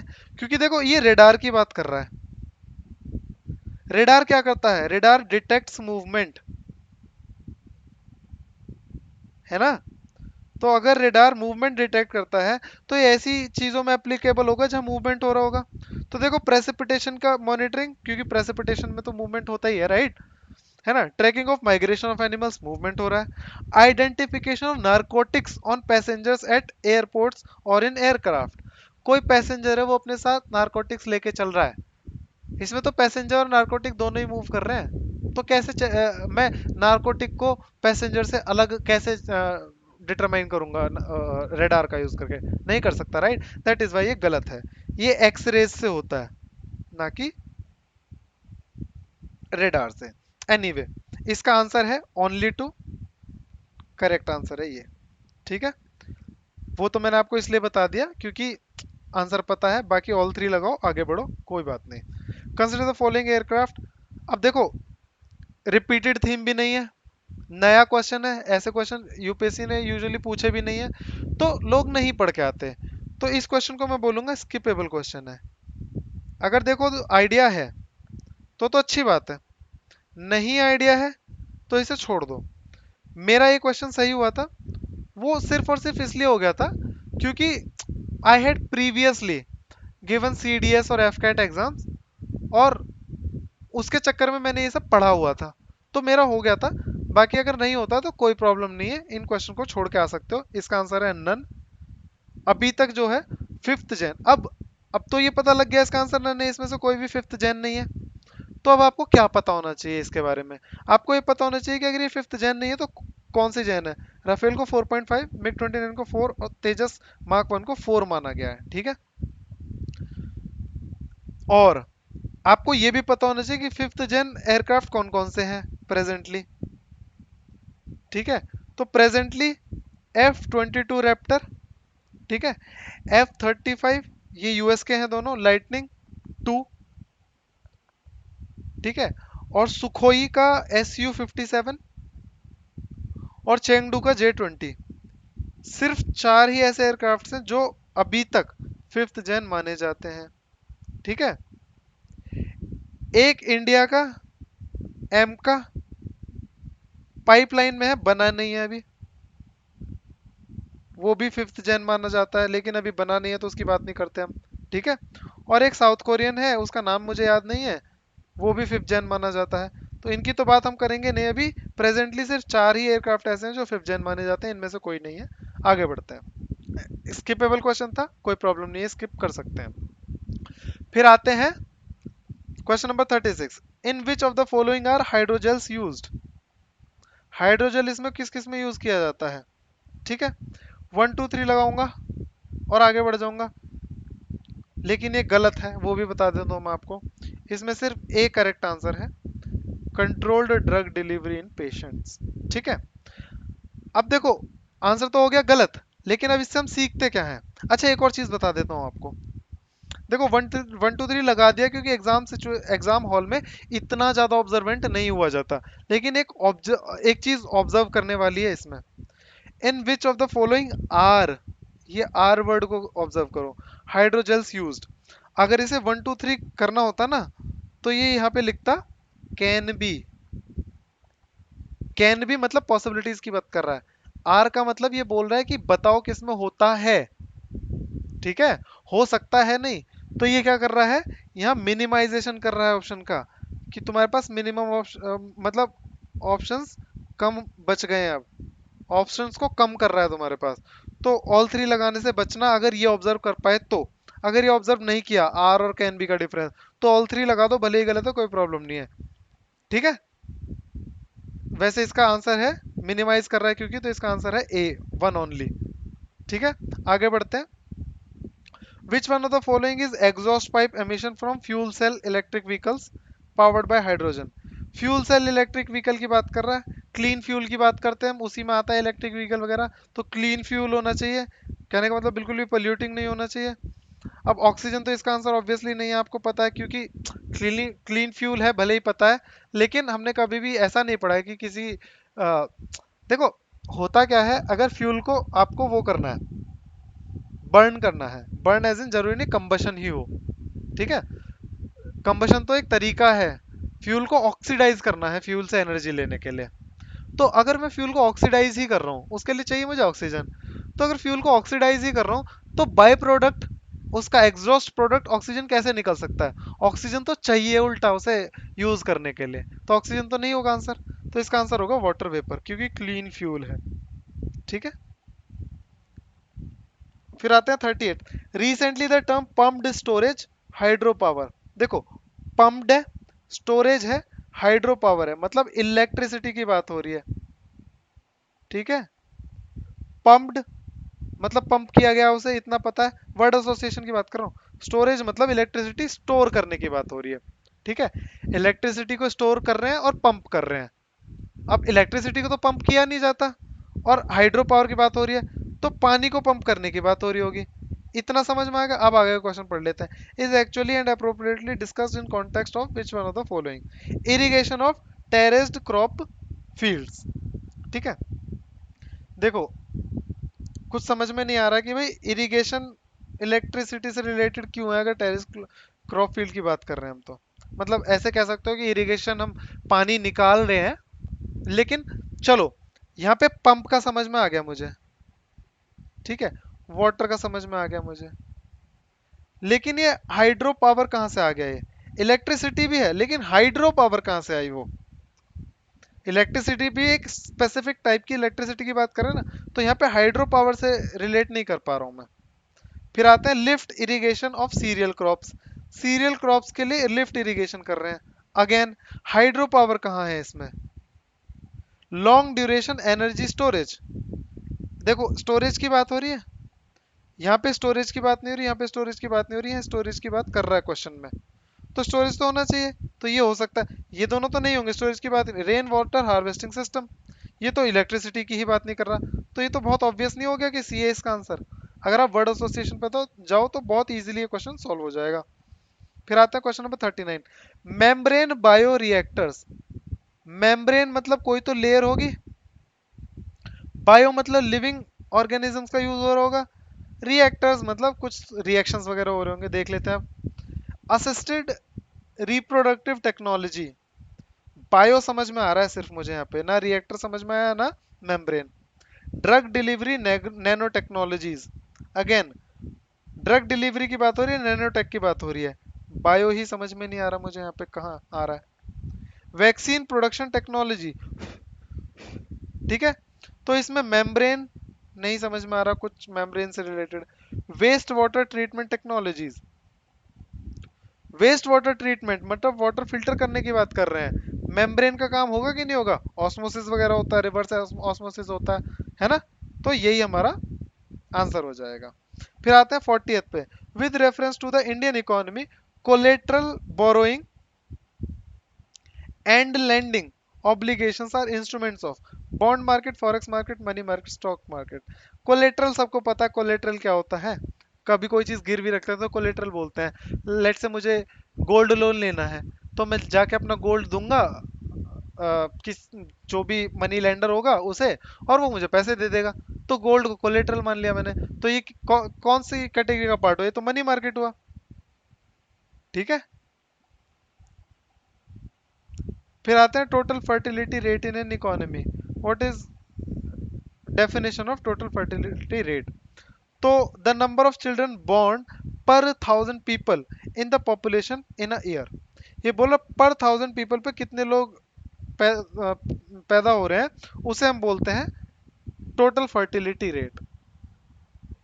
आगे पढ़ते हैं। The number of children born to a couple in their lifetime in a given population. देखो फर्टिलिटी की बात हो रही है और ये कपल की बात कर रहा है, प्राइमा फेसी सही लग रहा है, लेकिन आप लॉजिकली सोच के देखो, जब टोटल फर्टिलिटी की बात होगी तो कपल की बात नहीं होगी। क्यों नहीं होगी वो मैं समझाता हूँ आपको, कि ऐसा जरूरी नहीं है कि जो मैं कपल में जो दो लोग हैं उनके ऑफस्प्रिंग्स एक दूसरे के साथ ही होंगे हमेशा। ऐसा भी तो हो सकता है कि मल्टीपल पीपल के साथ उनके ऑफस्प्रिंग्स हैं, राइट? तो फिर तो फर्टिलिटी की डेफिनेशन बिल्कुल वियर्ड हो जाएगी, समझ में ही नहीं आएगा अगर कपल का यूज करेंगे हम तो। और तो that is why this can not be the answer. Birth rate minus death rate, ये तो नेचुरल इंक्रीज हो गया पॉपुलेशन में कितना हो रहा है ना? तो ये भी नहीं हो सकता। D, the average number of live births a women would have by the end of her child bearing age, यही आंसर है।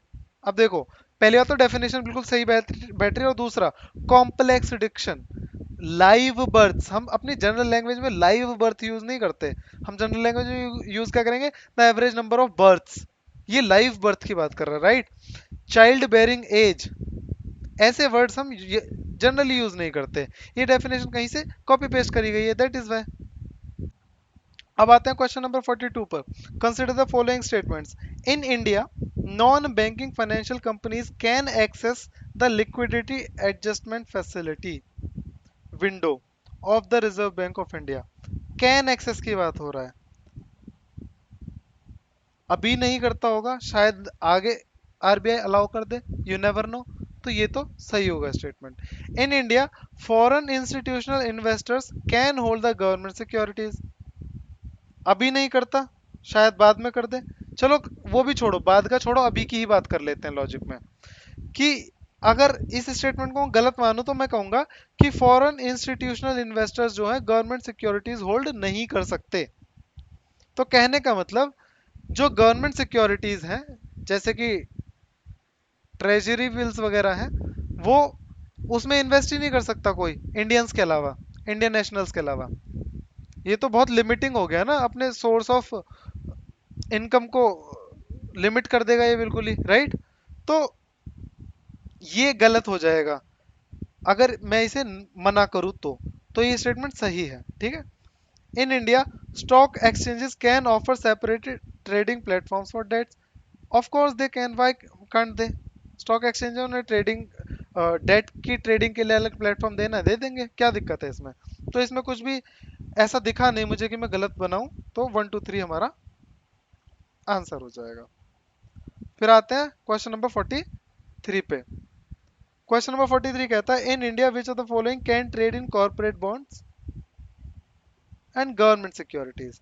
कहने का मतलब कॉर्पोरेट बॉन्ड को इनमें से कौन खरीद सकता है और कौन बेच सकता है, और गवर्नमेंट सिक्योरिटीज को कौन खरीद बेच सकता है। तो देखो इंश्योरेंस कंपनीज है, इंश्योरेंस कंपनी का काम ही यही है, हमसे पैसा लेके, मतलब जिसको भी पॉलिसी बेची उसे पैसा लेके और कहीं इन्वेस्ट करना। अब बॉन्ड्स में इन्वेस्ट नहीं करेंगे, सिक्योरिटीज में इन्वेस्ट नहीं करेंगे तो कहाँ करेंगे। तो ये तो कर सकते हैं बिल्कुल। पेंशन फंड्स का भी यही काम होता है, भाई फंड तो यही काम करते हैं ना। पेंशन फंड क्या करते हैं कि उन्होंने कहीं इन्वेस्ट करा, इनकम बना रहे हैं और पेंशन दे रहे हैं लोगों को। ऐसे रिटेल इन्वेस्टर्स हैं, रिटेल इन्वेस्टर मतलब हम आप लोग कहीं भी कर सकते हैं, अलाउड है, कॉर्पोरेट बॉन्ड खरीद सकते हैं, गवर्नमेंट सिक्योरिटी खरीद सकते हैं। तो ऑल थ्री इसका भी आंसर हो जाएगा, ठीक है। कोई बहुत ज्यादा बड़ा इसमें डिफिकल्ट क्वेश्चन नहीं था, इजी क्वेश्चन था। Consider the following exchange traded fund, मतलब ऐसे फंड्स जो एक्सचेंज पर ट्रेड होते हो, ठीक है, स्टॉक एक्सचेंज वगैरह पे। मोटर व्हीकल्स और currency swap. Which of the above is are considered financial instruments. Financial मतलब जहां पर हम इन्वेस्टमेंट वगैरह करते हैं, या जहां से हम पैसा कमाते हैं, या फिर ऐसी चीजें, ठीक है। अगर मुझे कहीं से पैसा उठाना है, लेट से मुझे कुछ एक कंपनी बनानी है और अपनी प्रोडक्ट लाइन चालू करनी है, तो मुझे मार्केट से पैसा उठाना है, तो मैं कैसे उठाऊंगा। या फिर मुझे अपना इन्वेस्टमेंट करना है, किसी के स्टॉक्स में पैसा लगाना है, तो कहाँ लगाऊंगा, उनकी बात हो रही है, राइट। तो वो वही होते हैं फाइनेंशियल इंस्ट्रूमेंट्स। तो करेंसी स्वैप भी फाइनेंशियल इंस्ट्रूमेंट है, एक्सचेंज ट्रेडेड फंड भी फाइनेंशियल इंस्ट्रूमेंट है। मोटर व्हीकल्स फाइनेंशियल इंस्ट्रूमेंट नहीं है। तो 1 और 3 हमारा आंसर हो जाएगा। फिर आते हैं question number 45 with reference to the sectors of Indian economy consider the following pairs. ये बोल रहा है कि पेयर है, बताओ कौन से पेयर करेक्टली मैच्ड है, कि सेकेंडरी सेक्टर कौन सा है, प्राइमरी कौन सा, टर्शियरी कौन सा है। अब देखो अगर आपको डेफिनेशन पता है तो ये क्वेश्चन बहुत इजीली कर लोगे। प्राइमरी सेक्टर वो सेक्टर होता है जिसमें रॉ मटेरियल को एक्सट्रैक्ट किया जाता है अर्थ से, ठीक है। अर्थ से जब हम एक्सट्रैक्शन करते हैं रॉ मटेरियल का, तो उसे प्राइमरी सेक्टर बोलते हैं। जैसे कि अर्थ या फिर किसी भी मतलब नेचर से, नॉट एग्जैक्टली अर्थ, नेचर से, ठीक है। अब मैं क्रॉप हार्वेस्ट करता हूं, अर्थ से निकलता है वो, ठीक है। मैं अगर मिट्टी की खुदाई करूं तो वो प्राइमरी हो जाएगा, माइनिंग वगैरह, राइट। लेकिन स्टोरेज ऑफ एग्रीकल्चर प्रोड्यूस, ये बताओ स्टोरेज ऑफ एग्रीकल्चर प्रोड्यूस क्या ये सेकेंडरी है? नहीं, ये तो प्राइमरी है। डेयरी फार्म नेचर से ही तो ले रहा हूँ, प्राइमरी है। अच्छा पहले वाला गलत था और मैंने राइट क्लिक कर दिया, मतलब राइट मार्क कर दिया उसे, पहला वाला गलत है। मिनरल एक्सप्लोरेशन, अब बहुत लोगों को इसमें कंफ्यूजन होगी, इनफैक्ट इसमें बहुत ज्यादा कंट्रोवर्सी हुई भी थी कि मिनरल एक्सप्लोरेशन तो हम अर्थ से कुछ, अर्थ में जो रॉ मटेरियल उसकी बात कर रहे हैं ना, तो प्राइमरी होना चाहिए। नहीं, यहाँ पर एक्सप्लोरेशन की बात हो रही है, मिनरल माइन करने की बात नहीं हो रही, एक्सप्लोरेशन करने की बात हो रही है। ठीक है, तो सर्विस, ये तो सर्विस सेक्टर हो गया ना, नॉलेज का यूज करके हम कुछ एक्सप्लोर करने की बात कर रहे हैं। सर्विस सेक्टर तो टर्शरी होता है, तो ये सही हो जाएगा।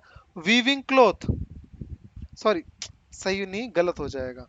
वीविंग क्लॉथ, वीविंग क्लॉथ क्या होता है? सेकेंडरी सेक्टर होता है। सेकेंडरी सेक्टर क्या होता है? जब हम रॉ मटेरियल्स का यूज करके कुछ फिनिश्ड गुड बनाते हैं, तो वो आता है सेकेंडरी सेक्टर में, मतलब मैन्युफैक्चरिंग प्रोसेस होता है तो सेकेंडरी सेक्टर में आता है, तो ये हो जाएगा। ओनली टू इसका आंसर हो जाएगा। अब आते हैं 46 पे। Consider the following materials: agricultural residues, corn grain, waste water treatment sludge, wood mill waste. Which of the above can be used as feedstock for producing sustainable aviation fuel? किस किस से सस्टेनेबल एविएशन फ्यूल बनाया जा सकता है? अब ये वही वाला लॉजिक होगा, देखो, मान लो इनमें से किसी में से अभी तक किसी ने नहीं बनाया होगा, व्हाट इज द गारंटी कि आगे भी सस्टेनेबल एविएशन फ्यूल नहीं बनेगा इनमें से किसी से? और देखो, सस्टेनेबल की बात हो रही है, सस्टेनेबल है मतलब वेस्ट मिनिमाइजेशन है, या फिर वेस्ट को रीयूज करने की बात हो रही होगी। तो अगर कोई चीज वेस्ट है तो वो तो आंसर में आएगी आएगी। देखो, वेस्ट है, सस्टेनेबल है, मान लो ये प्रीवियस ईयर से सीखा है ये टेक्निक। देखो वहां पर उसने कुछ क्वेश्चंस दिए थे, और जो चीज वेस्टफुल नहीं लग रही थी वो आंसर में नहीं आ रहा था, और जो चीज वेस्टफुल थी वो आंसर में आ रहा था। ये 2021 में आया था, बायोफ्यूल से रिलेटेड था शायद, वो कसावा वगैरह ऑप्शन में था। नहीं, 2021 में भी नहीं था, उससे पहले था। आई डोंट एग्जैक्टली रिमेम्बर, जब आएगा तो बता दूंगा मैं आपको। तो यहाँ पे मैं आपको क्या समझाना चाह रहा हूँ, दोबारा बता देता हूँ, थोड़ा मिक्सड अप हो गया बोलने में।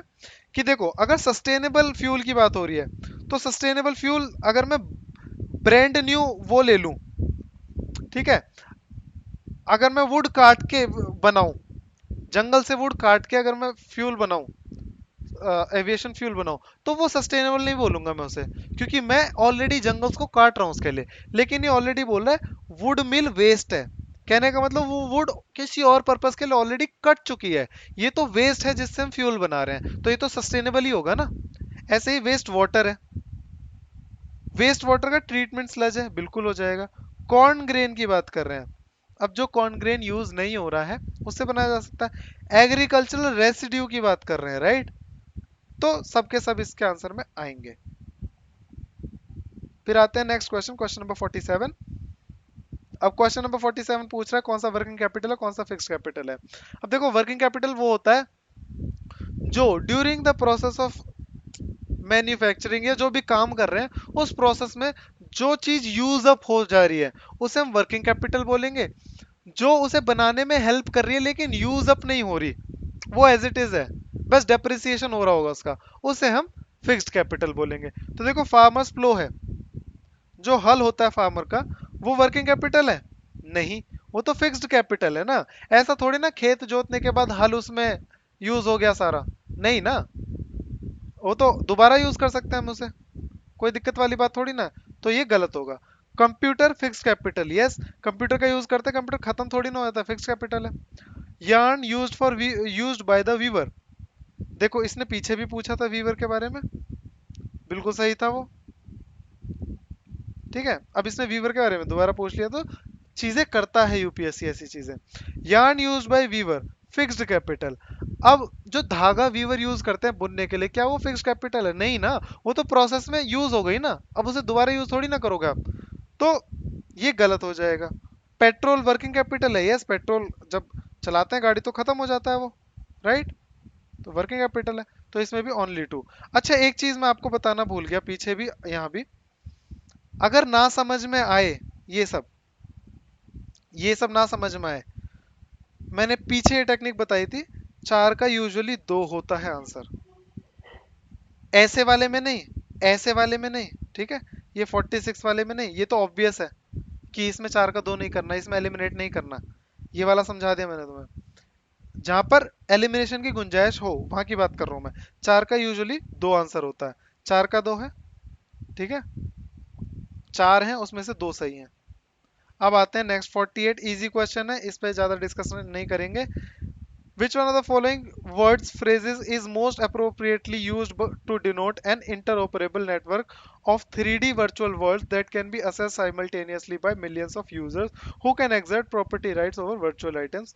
उस टाइम पे आया था, ये तो सबको पता था, मेटावर्स है इसका आंसर। फिर आते हैं question number 49। With reference to rules imposed by Reserve Bank of India while trading foreign banks, consider the following statements। उस टाइम के करंट का क्वेश्चन है ये, although I would say difficult question है, but solve किया जा सकता है। There is no minimum capital requirement for wholly owned banking subsidiaries in India। तो ये बोल रहा है फॉरेन बैंक्स अगर इंडिया में अपनी कोई बैंकिंग सब्सिडरी खोले तो मिनिमम कैपिटल रिक्वायरमेंट नहीं है। अगर आप एक बात बताओ, अगर मिनिमम कैपिटल रिक्वायरमेंट नहीं होगी और कोई बैंक फेल होने लगा तो उसे फेल होने से कैसे बचाया जाएगा? तो ये तो बिल्कुल गलत है ना? जब यहाँ पर इंडिया में बैंक्स के लिए मिनिमम कैपिटल रिक्वायरमेंट्स है, तो कोई फॉरेन बैंक अगर इंडिया में अपनी सब्सिडी खोलेगा तो उसके लिए मिनिमम कैपिटल रिक्वायरमेंट क्यों नहीं होगी? तो ये तो बिल्कुल गलत है। सेकंड पे आते हैं, for wholly owned banking subsidiaries in India at least 50% of the board members should be Indian national. देखो 50% देख के काटना नहीं है, लोग डेटा देख के काट देते हैं, ये डेटा रेंज है, ठीक है, ये रेंज है डेटा की। एटलीस्ट 50 बोला है, 50 नहीं बोला उसने, सिर्फ एटलीस्ट 50 का मतलब है 50 या फिर उससे ज्यादा, 50 to 100 कुछ भी हो सकता है, तो ये देख के नहीं काटना। Of the board members should be Indian nationals, लेकिन यहां पर गड़बड़ हो सकती है। क्या ये इंडियन नेशनल्स की ही बात करेगा? हो सकता है एनआरआईज पीआईओज उनकी भी बात करे, और एक्चुअली सही भी है, एनआरआईज पीओज भी इंक्लूडेड है इसमें, तो ये स्टेटमेंट भी गलत है, hence neither 1 nor 2 are the answer. ये क्वेश्चन मैं कहूंगा गलत भी हो जाए तो कोई प्रॉब्लम नहीं है, यूजुअली गलत होने के चांसेस हैं इस क्वेश्चन के, लेकिन ये क्वेश्चन गलत नहीं होना चाहिए 50th। With reference to CSR rules in India, consider the following statement. CSR rules specify that expenditures that benefit the company directly or its employees will not be considered as CSR activities। बहुत ही logical सी चीज है कि अगर मेरी company को ही उस fund से या उस खर्चे से फायदा हो रहा है या फिर मेरे एम्प्लॉयज को ही हो रहा है, तो मैं उसे सोशल रिस्पॉन्सिबिलिटी में काउंट नहीं करूंगा, ठीक है, इसलिए ये स्टेटमेंट बिल्कुल सही है। Second statement, CSR rules do not specify minimum spending on CSR activities. अगर नहीं भी पढ़ा तो भी इसे काट दो, क्यों? क्योंकि अगर मिनिमम स्पेंडिंग स्पेसिफाई नहीं है, तो अगर मैं 1 रुपया स्पेंड कर दूं और मैं बोल दूं जी मैंने सीएसआर किया है, तो ये तो लूप होल बन जाएगा ना, कि कोई इतने बड़े कॉर्पोरेट हाउसेज हैं, 1 रुपया खर्च कर दो बाहर किसी चीज पे, एनवायरनमेंट पे या एजुकेशन पे, और बोल दो हमारे तो कॉर्पोरेट सोशल रिस्पॉन्सिबिलिटी पूरी हो गई। नहीं ना, मिनिमम स्पेंडिंग चाहिए कोई ना कोई, वो स्पेसिफाई होती होगी, तो ये गलत हो जाएगा। 1 is the correct answer. That is all for today. अब हम नेक्स्ट वीडियो में देखेंगे, नेक्स्ट आने वाले 30 to 50 क्वेश्चन कुछ भी कर सकते हैं। Thanks for watching.